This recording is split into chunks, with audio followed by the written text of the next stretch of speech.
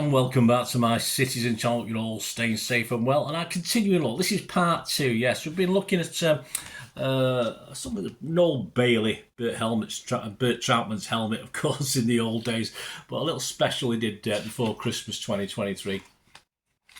About Maine Road, particularly with its 100th anniversary, of course. He had a trip back to Maine Road 20 years later to have a look. I do pass it a lot more than that, as I've seen a bit of it since then, but of course this is called A Worthy Journey Back in Time, put together by Steve Worthington, who accompanied Noel Bayley, Bibby, on a roam around Moss Side. So in part 1 we've had a look at some of the mainly hostelries in the area, other things as well, so please check that out if you've not watched that yet. And today we'll carry on because we just finished with the Sherwood and we got to Claremont Road, and I will let you know where I used to frequent as well at the end of this, because a couple of the places I used to go in are not mentioned in this, so I'll have a quick chat about them. Anyway, please join us for this part 2, and please check out part 1. If you are new to the channel, please push that subscribe button, push the bell notifications, everything City past like this, present, and as forever as I can keep going, that's for sure. So it'd be great to have all your memories, please, about this. It just brings back so many memories to everyone, I think, this. And if you're not lucky enough to own this book, hope this helps in some way, give you the very good information and some good memories as well. So let us know. I will respond or give you a thumbs up, and even give you a little thumbs up for this and a thumbs up for Steve Worthington and Noel Bayley as well, and I'll pass it on. I'll be very grateful. Right, let's carry on. As I said, we got to Claremont Road. We got past the Sherwood. That he carries on the little story. As we make our way further down Claremont Road, the site of the old ground was approaching. Although 2 decades of sand had passed through the ginormous hourglass of time, I was shocked by the vision that greeted us at the far end of Kippax Street. A great big football ground was missing, absent without trace. My vision of the Kippax and North Stand corner only remains in the memory, and now replaced by an area of weathered white dwellings that look like they've been built from an old drawings from the great Swiss-French architect Le Corbusier had discarded as being inferior. A stroll round the corner and the curtilage brick wall that had once encroached onto the North Stand apron came into view, a place where it all spent many an hour on all-night vigils in snaking ticket queues that had wrapped around the ground. A further advance, and we found ourselves in the middle of the new estate that had totally devoured any remnants of the old stadium. Even after all these years, it was difficult to come to terms with the fact that Maine Road had gone forever. All that remained was a Gibson's Green, a grassed area that was the old centre circle marked with a small concrete plaque bearing testament to legendary groundsman Stan Gibson, who will be perpetually rotating his grave at the site of the threadbare turf that surrounded it. From there we met, probably good actually compared to sometimes the pitch sometimes. From there we made our way to the old Bass House, the Parkside Hotel. I never went in. Went past, never went in. The closest pub to the ground, arguably the most ornate. The building still bore one of its original sides, but had long since been converted into flats following a convenient fire which had been ignited soon after the Blues had departed. Despite the many dubious goings-on, from weed smoking to fake charity collections, the former often being a necessary sedative, I loved the Parkside, where, particularly in the 1990s, I would drown many a post-match sorrow in the company of fellow Blues, eager to forgive and forget the failings of the club in its doomed pursuit of success. Once finished, we'd often move on into town, cramming 5 into an unofficial Datsun taxi driven by an unscrupulous local for a couple of quid. They were the days. We then doubled back to the site and what was the Manchester City Social Club. Now, this was one of the places I used to frequent quite a lot. The venue in which my drinking career begun in the late 70s, my early pleasure being a pint of snakebite, a stomach-churning combination of bitter and sweet woodpecker cider. The thought of it now makes me gag, although the keg's green old bitter and the toxic swill that was green old's lager was much worse to endure for a palate so young. We didn't know anything better in those days. The City Social was also the venue of many performing, from City fan Bernard Manning, a man once loved for his deadpan delivery and the time of his side-splitting jokes that ultimately led to him becoming the villain of comedy as time and attitudes move on. Further infamous entertainment was generated in club on an annual basis with the event that was the MCFC shareholders meeting, where Peter Swell would attempt to comb over his various shortcomings and charm the masses while with pie-in-the-sky promises of grandiose schemes that would supposedly take City up to the top of the tree. When his charisma and our tolerance finally ran out, his final performance at the annual event was a sad and pathetic affair that led to his inevitable demise. Adjoining the club was the City Souvenir Shop, a place that didn't sell beer but is still worth a mention.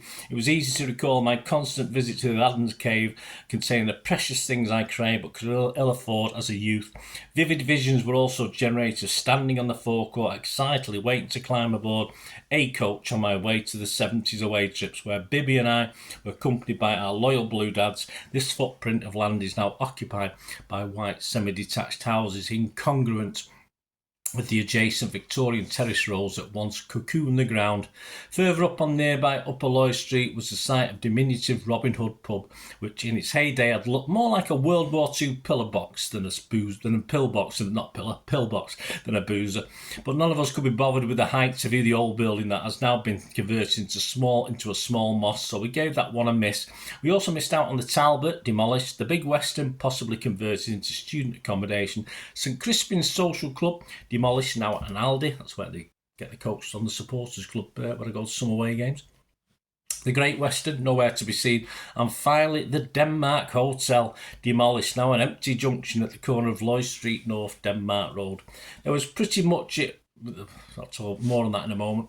There was pretty much of it within our chosen range, although there were still 2 more pubs left on the list. Having taken a brief stroll in one of the alleyways back entries that made up the labyrinth of hell for many an away supporter being chased by the marauding gang of cool cats, we arrived at the penultimate pub on the list, our favourite old Hyde's groggery, the Beehive. The relatively new, racially integrated 2-roomed estate pub had been fully converted from our playground into a children's nursery. Back in the day, it played host to some great old City fans and characters of the past, including my dad and the respected dads of several of my best friends, who were now supping from the great watering hole in the sky. It was from here that I would load myself full of Stella Artois until the tried and trusted 1980s and 90s maxim of never watch City sober. We couldn't. It was also here that many an idea for an article was hatched for Electric Blue or Bert Troutman's helmet. Great times, great people, great memories. Our excursion around M14 was nearing its end, and I remembered every yard, every inch of the old territory. Well, at least I thought I had, until I had a brief but heated argument with Bibby as to which block of shops the City Chippy was located on, until I realised I was wrong. How could I have possibly forgotten where the greatest chippy in the world had once stood? Well, to be fair, I'd lost my bearings when we'd finished up weaving our way up and down the terraces of Wansford, Wickham and Beveridge streets, and it had been 20 years. Nevertheless, I should have remembered. All that remained was to advance to the final pub on the list, and the only one that was actually open for business. Joey Holt's, the Claremont, not a public house I'd frequented often in my Maine Road days, but one that now brought some much-needed comfort at the end of our long stroll. Holt's, or Nuts and Bolts as it was known, was reputed to be the cheapest brew in Manchester. It was an acquired taste I used to relish back in the day, but one I didn't rekindle on this occasion. My preferred Strongbow was cheap and helped the memories continue to flow. As we sat in the lounge, the original wooden wall panel evoked further images of past and memories of my dad. Tell me that when our new player had signed in the 40s and 50s, such as Bobby Johnston, used to work with him, they would be up to the Claremont Hotel for initial stay, from which many a player would be seen walking up Claremont Road on match day, on their way to the ground to play for the mighty Sky Blues. An innocent time long before the rag-arse mind your car Mr. Merchants began to make steady, if extortionate business. A few pints later, and it was time to vacate the last pub standing without a dodgy taxi in sight. We took the bus into town to properly finish off the day. It was indeed a worthy journey into the maze of back streets, where their monochrome memories and our colourful existence had merged into one. Hopefully they will resurface in another 20 years with a lot of luck and a heap of good judgment. Well, there you go, guys. Hope you enjoyed that little look in the Maine Road Centenary book, this little book club special. And the article written reminiscing over mainly hostelries, but other things as well. A worthy journey back in time. My thanks to Steve Worthington, the writer, and of course Noel Bayley for this publication. As I say, I think it's sold out, but if you can ever pick up a copy, that'd be great. Yeah, generally we touched upon. I mean, one place that wasn't touched upon, of course, that was from a teenager, from about probably 14, 15, going to games. Of course, there's a few pubs in Worthington where I used to live, but we used to always stop off at the Fallowfield. It was also called the Fallowfield Hotel on Wilburn Road, so obviously not there anymore now, but that used to be a great pub. Different levels, a lot of trouble now and then, depending who we were playing, especially when the Scousers were in town and Derby Day, stuff like this. So it was lively in the Fallowfield. Did you go in the Fallowfield yourself? But yeah, you could get a lot of people in there. Massive pub. As I grew up, had kids, of course, the social club was mentioned there by Noel and Steve. I used to have a membership for that. We used to, when I first met my ex-wife, etc. We used to go out for nights out, all the shows, from Burnham Manning to Bob Monkhouse and everything in between, the Black Abbots and stuff like this. It used to be fantastic. I loved it. It's one of my favourite places, and we'd often walk home from there back to my place or my sister's place at the time. I used to live with my sister in Worthington. So, again, no sign of trouble, as I think it was mentioned there. I used to stroll through Moss Side with no big problems, although that was probably the nicer end of Moss Side, wasn't it? From Platt Lane, from the social club back to Yew Tree Road to Muller's Road West, around there. So yeah, so the social club, of course, before and after the game as well, used to be a regular haunt. And then I think once I had kids, of course, it became the Denmark eventually was a place, and that's where we used to go up until on Moss Lane East there, go up Main Road as you would out of there, because it was the sort of street opposite. Mainly with my lad, the girls used to come as well, but of course, before the ground closed, that used to be my regular going to Denmark. We even went one night when City weren't playing, because I got the wrong night. That was funny, because I was in the pub with me and my lad with our City shirts on, and I thought, not many City fans in here tonight, and it was the wrong night. Hey, but there you go. We all make mistakes, don't we? Said the Dalek jumping off the dustbin. But there you go. That's it. That's my main place. There's odd places as well, but they're the generally, I'd say, the Fallowfield definitely.